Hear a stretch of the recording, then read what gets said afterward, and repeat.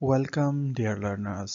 आज हम history and development of environmentalism discuss करेंगे और साथ ही साथ बायोसेंट्रिज्म, एंथ्रोपोसेंट्रिज्म और इकोसेंट्रिज्म पे डिस्कशन करेंगे। सबसे पहले एनवायरमेंटलिज्म क्या होता है? तो ये एक आइडियोलॉजी है, सोशल मूवमेंट्स है रिगार्डिंग द एनवायरनमेंट प्रोटेक्शन, जिससे हम एनवायरनमेंट को इम्प्रूव कर सकते हैं, उसकी हेल्थ को इम्प्रूव कर सकते हैं।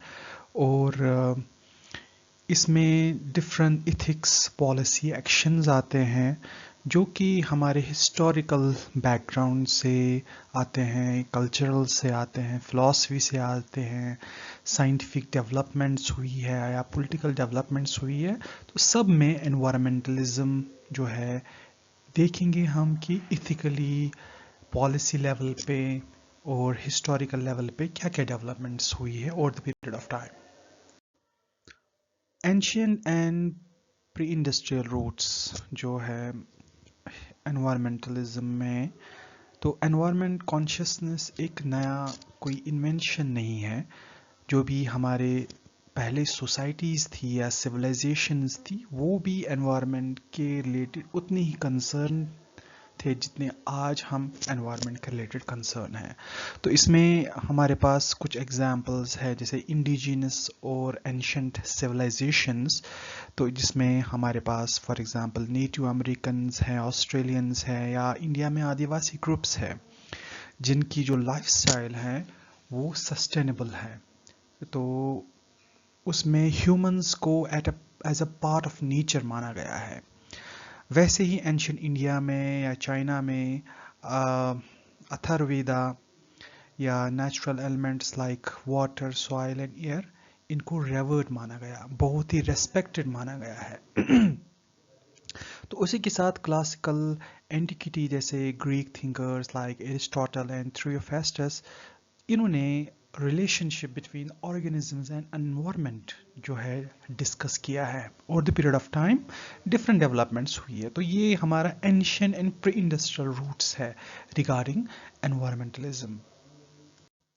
तो मिडवल पर्सपेक्टिव्स जो एनवायरमेंटलिज्म के है, तो यहाँ पे एनवायरमेंटल रेगुलेशंस लॉज है। For example English forest laws under William the Conqueror, who sought the protection of forests for hunting, means कि शिकार वगैरह के लिए जो इकोसिस्टम को प्रोटेक्ट किया जाएगा, तो यहाँ पे मिडिवल पीरियड में वो आया था। Then monastic communities practised sustainable agriculture and forestry. तो हमारे रूट्स में है एनवायरमेंटलिज्म। उसके अलावा हमारे इंडस्ट्रियल एरा में क्या एनवायरमेंटलिज्म के रिलेटेड डेवलपमेंट्स हुई है? तो यहाँ पे basically with the lens of science and rationalism environment को देखा गया, जिसमें अलेक्जेंडर वॉन हम्बोल्ट ने फाउंडेशन डाली थी इकोलॉजी की, जिसमें उन्होंने कहा nature as a holistic view, means nature में बायोटिक अबायोटिक कंपोनेंट्स आते हैं। तो उसके बाद इंडस्ट्रियल रेवोल्यूशन 1760 टू 1840 जो हुआ था, जिसमें massive destruction due to use of fossil fuels like coal, petroleum, deforestation हुई थी, अर्बनाइजेशन हुई थी। तो उसके बाद क्रिटिक्स जो थे, अर्ली एनवायरमेंटलिस्ट जो थे, फॉर एग्जांपल विलियम ब्लेक थे, जॉन रस्किन थे, who lamented the industrial impacts on landscape and society, जिन्होंने एक लाइट डाली थी कि कैसे इंडस्ट्रियलाइजेशन सोसाइटी एंड लैंडस्केप पे बुरे असरात डालती है। मॉडर्न एनवायरमेंटलिज्म जो कि 19th सेंचुरी से लेकर अर्ली 20th सेंचुरी के बीच में आता है, जिसमें कंजर्वेशन एंड प्रिजर्वेशन मूवमेंट्स का जो है वजूद आता है। तो प्रिजर्वेशनिज्म एडवोकेट करते हैं जॉन मियर, तो जो आर्ग्यू करते हैं protecting nature for its own sake, means कि ह्यूमंस के लिए। तो यहाँ पे इन्होंने एस्टैब्लिश की थी Yosemite National Park. Then conservationism, जिसमें जो प्रमोट किया था गिफोर्ड पिनकॉट ने, तो utilitarian management of resources means sustainable use of resources. तो इसमें डिफरेंट इंस्टीट्यूशनल डेवलपमेंट्स हुई थी. For example national parks, Yellowstone National Park 1872 में, then creation of forest commission and wildlife reserves, scientific foundations, Charles Darwin जो है highlighted interconnectedness of life. Then early ecology emerged at disciplines like with the figures like Eugenius Warming and Arthur Tansley. A.G. Tansley जिसको बोलते हैं, जिन्होंने ecology या ecosystem का concept दिया था 1935 में. Post war environmentalism and green awaking जो 1945 से लेके 1970 जो है ईयर तक चला था. तो after the world war second, जिसमें एक्सपोनेंशियल ग्रोथ ऑफ पॉपुलेशन देखा गया, इंडस्ट्रियल आउटपुट देखा गया, केमिकल यूज़ देखा गया, तो इससे एनवायरमेंटल कंसर्न्स बढ़ गए थे. तो इसकी की पब्लिकेशंस जो है एल्डो लियोपोल्ड उन्होंने किया था लैंड इथिक्स पे, रेचल कार्सन जो कि बहुत ही फेमस राइटर है ऑन साइलेंट स्प्रिंग्स 1962 में, जिसमें डेंजरस पेस्टिसाइड्स लाइक DDT का जो है उन्होंने डिस्कस किया था उसमें. देन इंस्टीट्यूशनल चेंजेस क्या क्या हुई थी. एनवायरनमेंट प्रोटेक्शन एजेंसी एस्टैब्लिश की गई यूएस में 1970 में. देन फर्स्ट अर्थ डे सेलिब्रेट किया गया 1970 में with over 20 million participants. Then introduction of major environmental legislation, जैसे Clean Air Act 1970, Clean Water Act 1972. तो ये यूएस की बातें हैं, वहाँ से स्टार्ट हुआ था. ग्लोबलाइजेशन ऑफ एनवायरमेंटलिज्म जो कि 1970 से लेके 1990 तक चला था, जिसमें इंटरनेशनल कॉन्फ्रेंसेस एंड ट्रीटीज हुई थी, जैसे स्टॉकहोम कॉन्फ्रेंस, तो first global summit created by United Nation Environment Programme, then World Conservation Strategy 1980 में, देन जिसमें सस्टेनेबल डेवलपमेंट का जो है वजूद आया, then Brundtland Report 1987, sustainable development and framed intergenerational equity. उसके बाद NGOs भी इसी दौर में आए थे, जैसे Greenpeace 1971, Friends of Earth, World Wide Fund for Nature, और उसके बाद adopted direct action, media campaigns, litigations to enforce environmental goals.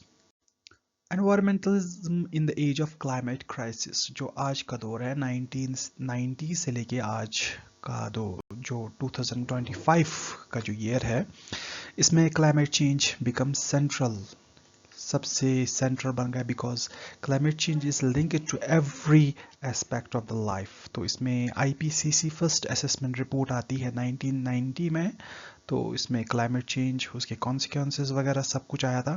Then Kyoto protocol 1997 में, देन पेरिस एग्रीमेंट 2015 में. एनवायरमेंटल जस्टिस मूवमेंट चली थी, तो जो criticise traditional environmentalism for ignoring marginal communities, जो कि लो इनकम कम्युनिटीज़ होती है, जिन पे ज़्यादा बर्डन होता है. तो यहाँ पे बर्थ होती है एनवायरमेंटल रेसिज्म की. तो इसमें यूथ एंड ग्लोबल मूवमेंट्स, जैसे ग्रीटा थंडरबर्ग जो कि एक वॉलंटियर है, टीन वॉलंटियर है, तो एवरी फ्राइडे फॉर फ्यूचर उसकी वेव चली है for the climate activism. Then use of social media to mobilize global protesters and to promote climate literacy. तो हमारे पास different school of thoughts है regarding the environmentalism. For example, deep ecology, जिसमें nature को intrinsic value दिया गया है या biocentric है. तो इसके प्रोपेनेंट्स है या सपोर्टर्स है, एडवोकेट जो इसको करते हैं, दैट इज आर्नीनेस.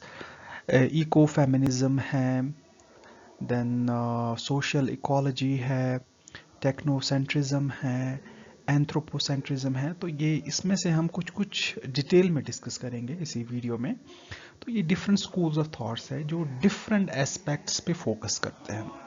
जैसे एंथ्रोपोसेंट्रिज्म ह्यूमन इंटरेस्ट्स पे फोकस करता है, टेक्नोसेंट्रिज्म टेक्नोलॉजी पे फोकस करता है, जो कि जिससे हम एनवायरमेंटल प्रॉब्लम्स को सॉल्व कर सकते हैं. तो ग्लोबल साउथ का क्या रोल है इन एनवायरमेंटलिज्म? तो ग्लोबल साउथ होता है वो कंट्रीज जो marginalised country, low income countries है, जिनमें रिसोर्स एक्सप्लॉयटेशन ज़्यादा होती है बाय द डेवलप्ड कंट्रीज। तो इसमें ऑफन इंटरवेंट विद द डेवलपमेंट, जो इसके चैलेंजेस होते हैं, पॉवर्टी एलिवेशन या कॉलोनियल पोस्ट कॉलोनियल स्ट्रगल्स होते हैं इसमें।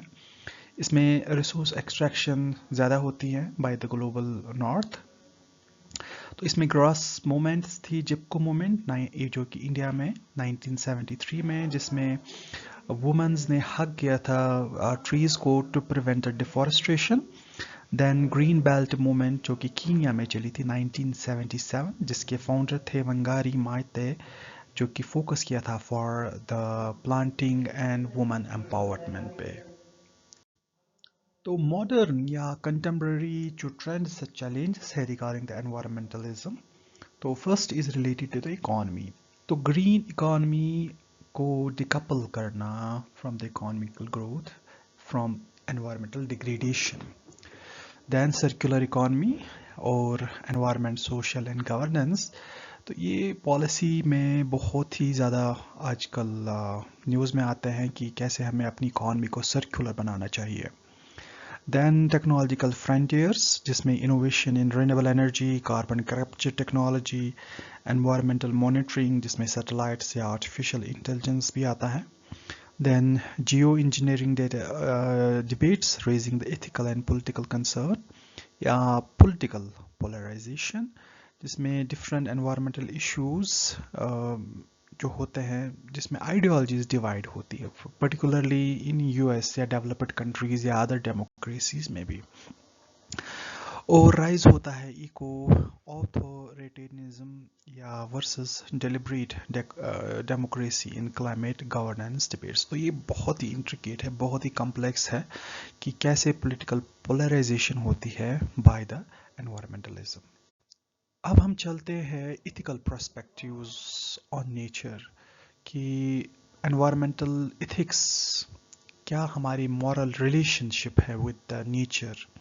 तो इसमें हमारे पास कुछ फिलोसफिकल पर्सपेक्टिव्स है, जो कि इसी वीडियो में बीच में मैंने डिस्कस किया था, एंथ्रोपोसेंट्रिज्म, बायोसेंट्रिज्म एंड इकोसेंट्रिज्म। तो इसको हम डिटेल में डिस्कस करेंगे कि हर किसी पॉइंट ऑफ व्यू, हर किसी फिलोसफिकल पॉइंट ऑफ व्यू का अलग अलग पर्सपेक्टिव है।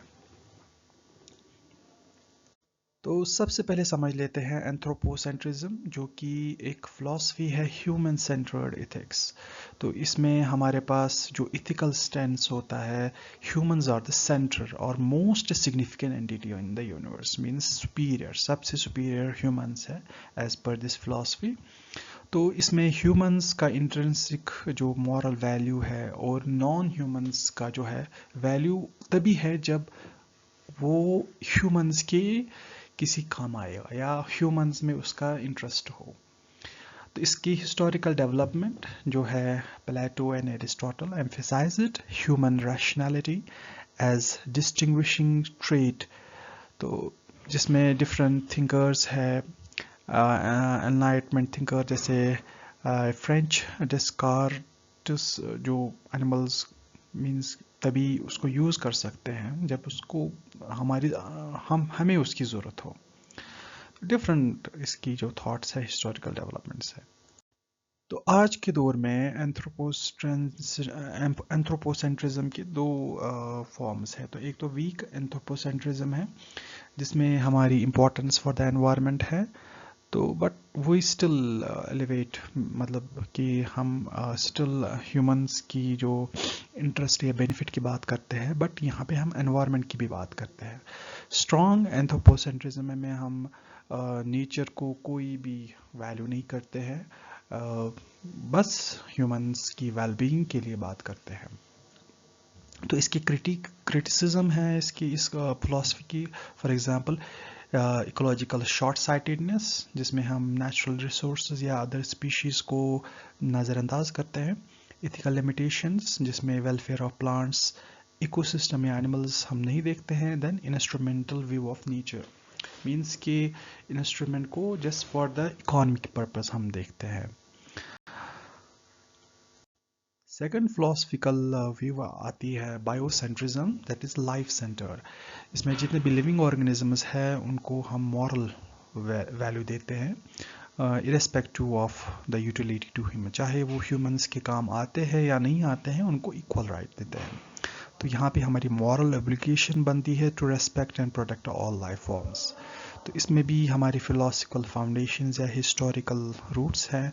Albert Schweitzer proposed reverence of life ethics, arguing that all living beings have a will to live and deserve moral consideration. तो यहाँ पे डिफरेंट ऑथर्स जो इस फिलॉसफी को सपोर्ट करते हैं, जैसे पॉल टेलर या रेस्पेक्ट फॉर नेचर, इन्होंने शायद अपना जो पब्लिकेशन है इस पे पब्लिश किया था। तो अब इसके कोर आइडियोलॉजीज है human are the member of earth's community of life, all species are part of an interdependent system, every organism is a teleological center of the life, humans are not inherently superior to other life forms. तो other इसकी ethical implications क्या क्या है? Moral parity means कि हर किसी species को equal right है, duty to avoid human harming the organisms unnecessarily, critique of industrial, agricultural, animal, experimental and habitat destruction. Biocentrism के भी क्रिटिसिज्म्स है, तो इसमें पार्शियल इम्प्लीमेंटेशन ऑफ चैलेंज, जैसे how to solve conflict between the species, then anthropomorphism, critics arguing that attributing intentionally or interest to all organisms, plants, misguided, कैसे हम every organism को equal right देंगे, then impractical absolutism, absolute protection to all life unfeasible for inhuman society, कि humans हर किसी society है, हर किसी living organisms को प्रोटेक्शन देंगे, that is kind of unfeasible. Then इसकी practice, for example ethical vegetarianism, veganism, biodiversity conservation movements आते हैं, एनिमल राइट एक्टिविज्म आता है इसमें। थर्ड फिलोसफिकल व्यू है इकोसेंट्रिज्म या इकोसिस्टम सेंटर्ड इथिक्स। तो इसमें इकोसिस्टम को एज अ होल माना जाता है, जिसमें बायोटिक एंड एबायोटिक कंपोनेंट्स आते हैं। तो नेचर को एज ए इंट्रिंसिक वैल्यू माना जाता है यहाँ पे, that maintains ecological integrity, diversity and processes. तो यहाँ पे इसका जो बैकग्राउंड है, एल्डो लियोपोल्ड जो लैंड इथिक्स पे इन्होंने बात की थी, देन आर्नीनियस डीप इकोलॉजी पे इन्होंने बात की थी। तो ये इसके हिस्टोरिकल बैकग्राउंड है। तो इकोसेंट्रिज्म के कुछ की फीचर्स है, that is holism, value is placed on whole, जैसे species, community, ecosystem rather than individual. Non human agencies recognizes nature system as having form of agency of self regulation, जैसे ecosystem में self regulating system होता है जिसमें biotic abiotic components आपस में react करते हैं। इकोलॉजिकल जस्टिस, देन इसकी एथिकल एंड पॉलिटिकल इम्प्लीकेशंस क्या है? Limits to human growth, opposes excessive resource extraction, rebuilding ecosystem, restoration, ecological governance. तो अब इसके भी क्रिटिसिज्म्स हैं, जैसे डाउन प्लेस इंडिविजुअल्स वेलफेयर, जैसे ह्यूमंस इकोसिस्टम को वैसे यूज नहीं कर सकता जैसे वो करते हैं, तो वेलफेयर पे बात आती है यहाँ पे। Political radicalism, deep ecology has criticized for its anti-human or misanthropic implications. Scientific challenges, some argue that ecosystems are too dynamic and undefined to bear moral considerations. तो ये भी इसका एक इशू है। At last, कंपेरेटिव एनालिसिस के anthropocentrism, biocentrism और इकोसेंट्रिज्म का, जैसे मॉरल फोकस यहाँ पे एंथ्रोपोसेंट्रिज्म में ह्यूमंस होता है, यहाँ पे बायोसेंट्रिज्म में ऑल लिविंग ऑर्गेनिजम्स होता है, एंड इकोसेंट्रिज्म में होल इकोसिस्टम होता है। Value of nature instrumental in case of anthropocentrism, यहाँ पे इंटरेस्टिंग फॉर ऑल लाइफ, और इकोसेंट्रिज्म में इकोसिस्टम को माना जाता है। तो यहाँ पे हमारे पास ethical obligations based on human welfare in anthropocentrism, biocentrism में है respect for all life, then ecocentrism में preserve ecological integrity and stability. तो इसके डिफरेंट एडवोकेट्स है, थिंकर्स है, जैसे कैंट, डेस्क्रेट्स एंड बॉक्स्टर, ये एंथ्रोपोसेंट्रिज्म को सपोर्ट करते हैं। देन बायोसेंट्रिज्म को स्क्विजर, टाइलर, सिंगर सपोर्ट करते हैं। देन इकोसेंट्रिज्म को लियोपोल्ड, नियास एंड बुकचिन सपोर्ट करते हैं। तो कॉमन पॉलिसीज़ कैसे हम एंथ्रोपोसेंट्रिज्म को जो है प्रमोट करते हैं, जैसे pollution control, sustainable development, biocentrism को biodiversity, protection of animal rights, then ecocentrism को हम rebuilding earth jurisprudence and deep ecology से हम सपोर्ट करते हैं। तो ये था in short what is the history of environmentalism, और हमारी जो फिलोसफिकल थॉट्स है रिगार्डिंग द एनवायरमेंटलिज्म वो क्या क्या था। आई होप आपने ये लेक्चर पसंद किया होगा। Thank you.